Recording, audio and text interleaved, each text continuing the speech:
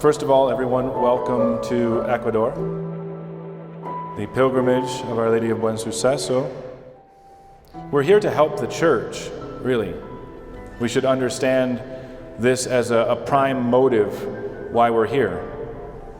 The church today is in dire straits, and many things are a complete failure in which the church tries to do. And so the fire of God's grace, that's what's going to help the church. Sometimes people ask, Father, why are we going to these religious communities in the morning? I mean, they don't share the same views as us on most issues, so why are we going there? We're going there to help them. We're going there to show them, our light. We're not putting it under a bushel basket. Instead, we're letting it shine forth.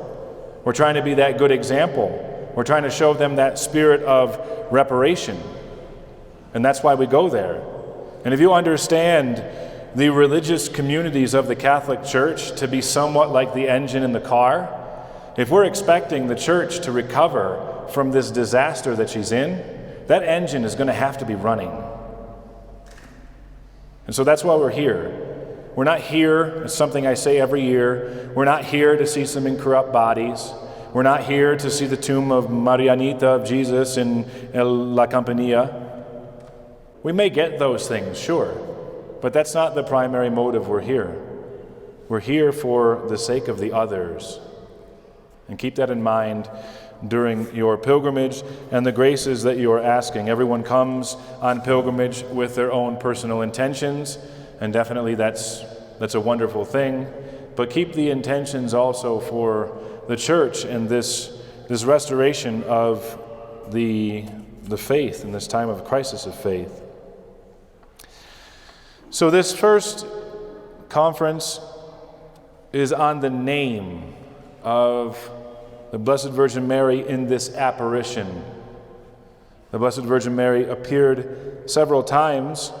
Sometimes people think it was just once or twice, maybe 5 times, several times, probably from 1610 all the way to her death in 1635, every single year. So why is the name Maria del Buen Suceso de la Purification? Why is this important? First of all, this is the way in which the Blessed Virgin Mary spoke her name. There's always questions of translation issues and what can be lost in a translation, but then even the whole change of focus or, what the whole thing was really about in the first place. So if the Blessed Virgin Mary uses this title exactly, then it's something that we should pay attention to. This name is also assigned by the bishop at the consecration of the statue. That alone is an awkward event. I remember when being presented with the idea that this wooden statue would be consecrated by the holy oils by the bishop, I thought, no way.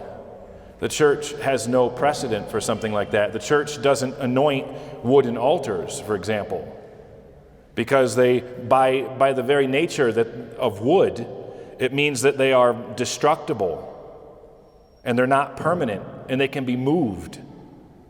So then to say, the consecration with the holy oils of a statue, it always provokes that question, why? And there are several thoughts that come into mind. Our Lady said, "He shall consecrate my statue with holy oil and give it the name Maria del Buen Suceso de la Purification." She also said, It is under this invocation I desire to be known throughout time for the preservation of my convent and its inhabitants. So she herself links this title to the convent and to the religious life. It's a very important point. She also said this title will be the support and the safeguard of the faith during this time of crisis. This title will be a support and a safeguard of the faith. Also, she said, in my right hand I carry the crozier, for I desire to govern this convent as abbess and mother. Another very important detail. It's interesting when we look at the consecration, going back to this idea and looking at all of these points together, the consecration of a thing or a person was to dedicate that to the service of God, to reserve it, to set it apart for the service of God.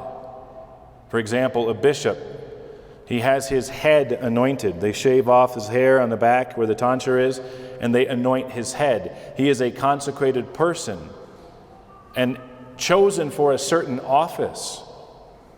That anointing is significant of the office that's held. Father, what do you mean the office that's held? Well, the bishop is like the king of his diocese. And as such, he fills a role socially for the sake of other people. It's an office, just like the office of the president. And you'll notice that every single time an individual is anointed, it is for an office. The hands of the priest are anointed on the day of his ordination. The forehead of the young adult is anointed on the day of his confirmation. And the head of the child is anointed on the day of his baptism. Each one of these anointings designating that person to a certain office, believe it or not. They have a certain job. A certain job. So with the consecration of this statue, one could assume that the job that she is taking upon herself is abbess of the monastery. Abbess of the monastery. I'm not sure if it was customary to actually anoint abbesses and abbots. I'd have to check that. It always is customary to anoint bishops. So it seems that getting the name correct should be important, taking those points into consideration. Getting the name correct. So what does the name mean, literally? It means Mary of the good event of the purification. Mary of the good event. When I heard that the first time, my thought was, what event? And then just thinking about the apparitions themselves and the details she gives of the crisis and then the details of the triumph. And in the end, my Immaculate Heart will triumph. In these apparitions, she says, that would, just when everything seems lost, that will mark the beginning of my hour, which is a very similar expression to, in the end, my Immaculate Heart will triumph. So I thought perhaps, the name, the event it's that event. It's when the restoration of tradition in the faith and overcoming this crisis happens. But that's not the event. The event is the one that it says, the purification. Maria del Buen Suceso de la Purificación. That's the title. We can draw some conclusions from this. Firstly, the title has everything to do with the purification of the Blessed Virgin Mary. That feast day that we celebrate on February 2nd. There are probably some who read over the words in the book, Mary of Good Success of the Purification or Candlemas, thinking that the only reason why they tried to put that in there, the only reason why Mary said purification or Candlemas was simply to designate the day in which her feast would be. Oh yes, I am Mary of Good Success. My feast day will be on the purification. Like if it was a side note or it didn't have any significance in itself, it was just a a designation of a day.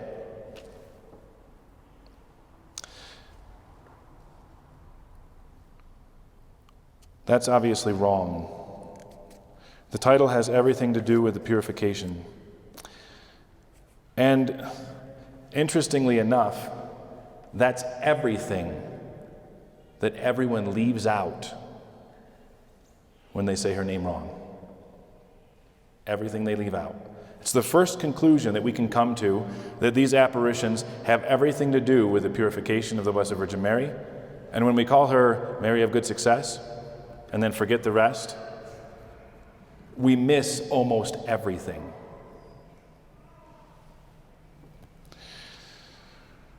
If the title has everything to do with the purification, it has nothing to do with good luck or good fortune. Like, hey, I bought a lottery ticket, I'm going to go stick it under Mary of Good Success's feet in the church so that I can win. That's absurd. It has nothing to do with good luck or good fortune. Suceso does not mean success. The Spanish word suceso means event in English. The third conclusion, Mary enrolls herself as a religious of the convent. It's a very important detail. She says herself that she is to be the abbess. She receives the cord of St. Francis around her waist. She carries the crozier and the keys of the convent, and she takes a name in religion. And it would be like others. Teresa of Jesus, St. Teresa of Avila, or St. Elizabeth of the Trinity, or Mary Angelica of the Annunciation, or Mary of the Purification. It's a name in religion. It's not an unwarranted type of conclusion, given all the information that exists there. She intends to make herself a religious of that convent, but not only the religious, the abbess of that convent. And she takes a name in religion for that purpose. So far, it's easy to see how misleading the term good success is. Looking at all of those things so far, it's very easy to see how misleading the term is. No one ever associates anything with the purification. And unless you've been here before and heard this type of talk, this is probably a complete revelation for you. You thought when you needed something to go right, or you needed a favor granted, oh, I'll just ask Mary of Good Success. That way I can be successful. The good event of the purification. Of course, we can pray to Mary in any way. You know, I'm praying to Mary that my house will sell so that I can move where there's Mass every day. You can pray for anything you want to the Blessed Virgin Mary. But just because you can do that doesn't mean that's what this title means. This title does not mean that. Also, the idea that the title is connected to her role as a religious and abbess, no one ever takes any consideration of that. No one ever takes any consideration that it's a name in religion. And because of that, the signification of the Feast of the Purification is lost. And with that relationship gone, that connection with the purification gone, another connection to February 2nd as the Day of the Religious is lost. February 2nd is also known as the Day of Religious. It's not by accident that our founder chose February 2nd to be the day in which the young men receive their cassock and the day in which their hair is cut, making them a cleric. It's because it's the Day of the Religious. And how many religious communities have their vows and their professions and things like that? They celebrate February 2nd, knowing the connection with the religious life. And of course, that has everything also to do with the purification. Also, the significance of the feast day of the purification and its connection to the restoration and its connection to the religious is lost. If Mary says that this title will be the safeguard of the faith in this time of crisis, And she says it'll be under this title that she preserves her convent and its inhabitants. And she talks about the moment in which everything seems lost, and that will mark the beginning of her hour. And she links it to this title. One could conclude that there's some signification with the Feast of the Purification that we haven't been seeing. To put to test this faith and confidence of the just, there will come moments in which everything seems lost and paralyzed, and then will be the happy beginning of the complete restoration. Whose faith and confidence is she talking about? She says the religious groups will support the church in this time of crisis. So the feast day of the Purification has much more to do with these apparitions than people know of. And the significance of the feast day itself, I think there's something there that we are missing, some importance.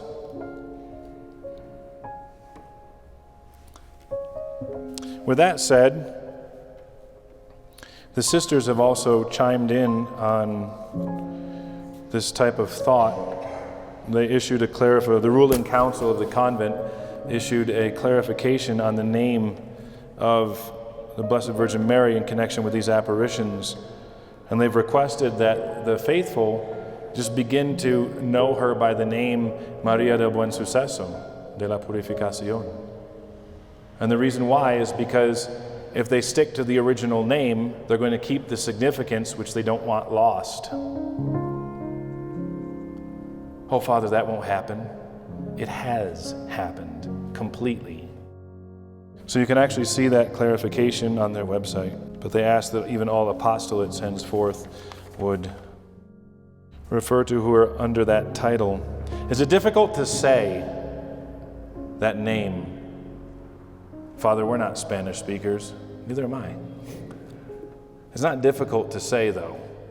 You know, you think of, oh yeah, this friend of mine, her name is Gwen. Gwen is not hard to say. So why would Buen be hard to say? And in Suceso, it's almost the same. Just change the C sound. So it's not hard to say. We should get in the practice of it in order to preserve the meaning in the name.